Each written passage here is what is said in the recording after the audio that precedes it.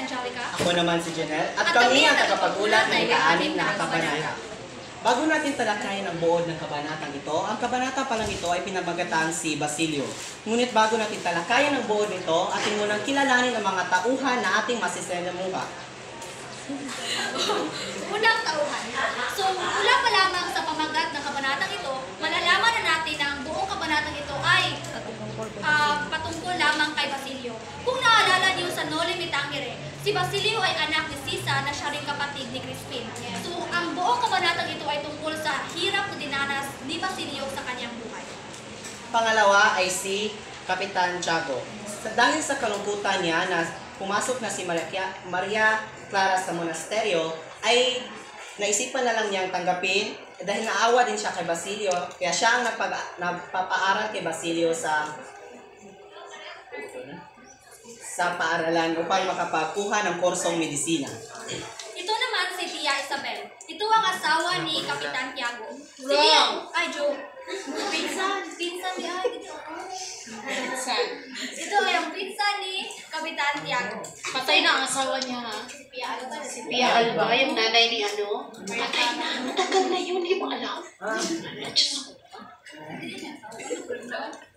So ito ang pinsan ni Kapitan Tiago. Masyado rin nalungkot si Tia Isabel sa pag-alis ni Maria Clara at pagpasok sa monasteryo. Kaya naman isa rin siya sa nagdesisyon na tanggapin na lamang si Basilio bilang utusan at kapalit ito ay ang kanyang pag-aaral sa isang paaralan. At panghuli ay si Huli. Si Huli ay ang kasintahan na itinakdang ikakasal kay Basilio. Ngayon, atin ang tatalakayin ang buod ng kabanata.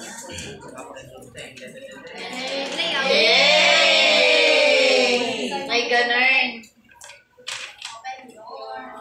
Ang unang bahagi ng ang buod ng kabanatang ito ay ating tatalakayin. Si Basilio ay nagtungo ng palihim sa gubat kung saan inilibing ang kanyang ina. Mahigit 13 taon na nakalipas nang mamatay ang kanyang ina. Isang di kilalang lalaki ang tumulong sa kanyang sumunog ng bangkay ng lalaki at paglilibing sa kanyang ina. Binigyan siya ng salapi at inutos na lumayo sa bayan. Dito, si Basilio ay umuwi galing siya sa Maynila dahil lumayo na siya sa bayan nila. Umuwi siya dito, araw ito ng Kapaskuhan, at madilim at di masyadong maliwanag ang ilaw ng buwan, ay tinahak niya ang kagubatan o ang gubat na kinaroonan ng libing ng kanyang ina, kung saan ang lupain ito ay pagmamay-ari noon ng mga Ibarra na binili na ni Kapitan Tiago. Labis ang pangungulila kay Basilio dito dahil bata pa lamang siya, wala na ang kanyang ina.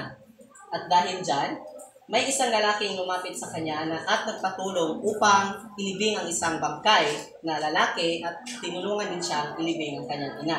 Kaya binigyan siya ito ng salapi o pera upang lumayo sa bayan. Nang lumayo na siya sa bayan, gamit ang pera na binigay ng lalaki, ay pumunta siya sa Maynila, kung saan wala siya nakilala doon, at doon ay dinidirian siya ng mga tao dahil siya ay madumi, gusit-gusit ang kanyang kasuotan, at siya ay masakitin. Ngunit sa kabutihang palad, natagpuan niya ang magpinsang si Kapitan Tiago at siya Isabel sa Maynila, kung saan naaawa si Kapitan Tiago sa kanya at siya ay tinanggap bilang utusan at tagapagsilbi sa kanila upang siya ay paaralin sa isang paaralan kung saan siya ay kukuha ng kursong medisina. At yan, ang buhay ni Basilio ay tatalakayin ngayon ng aking kasama sa Angelica kung ano nga ba ang dinaranas niya bilang isang tagapagsilbi o sa pag-aaral niya sa paaralan kung saan kinuha niya ang kursong medisina. Pagkatapos lumuwas ni Basilio sa Maynila, pinilit ni Basilio na mabago ang kanyang buhay sa pamamagitan ng pagpasok bilang utusan ni Kapitan Tiago at ang kabayaran ay ang kanyang pag-aaral. Hindi naging hadlang sa kanya ang kahirapan, ngunit siya ay dumanas ng napakaraming punos sa buhay. Ang lahat ng ito ay hamon upang makapagtapos siya ng pag-aaral. Pagdating ni Basilio sa Maynila, hindi siya nabaguhan siya sa kanyang surroundings dahil mula siya sa bayan. Mabuti na lamang at naroon si Kapitan Tiago at Tia Isabel upang bigyan siya ng trabaho bilang utusan. Wala man itong bayad, ngunit ang kabayaran naman nito ay ang kanyang pag-aaral. Hindi naging madali ang kanyang pag-aaral dahil sa unang araw pa lamang ng klase, ang tanging salitang alam niya ay adsun o kung sa salitang Pilipino ang ibig sabihin nito ay narito po at ang kanyang pangalan. Kaya naman, masyado siyang naging tampok ng tuksuan at palagi siyang pinagtatawanan. Palagi rin siyang nilalayuan ng kanyang mga kaklase dahil sa kanyang suot, dahil sa kanyang kahirapan at sa katotohanan siya ay isang utusan lamang. Ngunit kahit ganoon ang kanyang naging pinagdaanan sa paralan, pilit niya pa rin ipinapakita sa lahat, pati na sa kanyang mga guro, na siya ay may angking galing pagdating sa academic at sa kursong medisina. At hindi naman naging hadlang sa kanya ang kahirapan. Lahat ng iyon ay naging inspirasyon niya upang talagang tapusin niya ang kursong ito. At iyan si Basilio, isang masipag, matyaga, at hindi hinahayaan ang kahirapan ang bumila sa kanyang pababa. At doon nagtatapos ang pagtatalakay namin sa buod ng kabanata 6 na pinamagatang si Basilio. Ngunit atin nang bang ipagsasawalang bahala ang isang misteryo na napili dito sa kabanatang ito. Maaari kayo magtanong, sino ba ang lalaking lumapit kay Basilio at ang Simon. at ang lalaking inilibing? Si Elias o si Elias ang gilubong.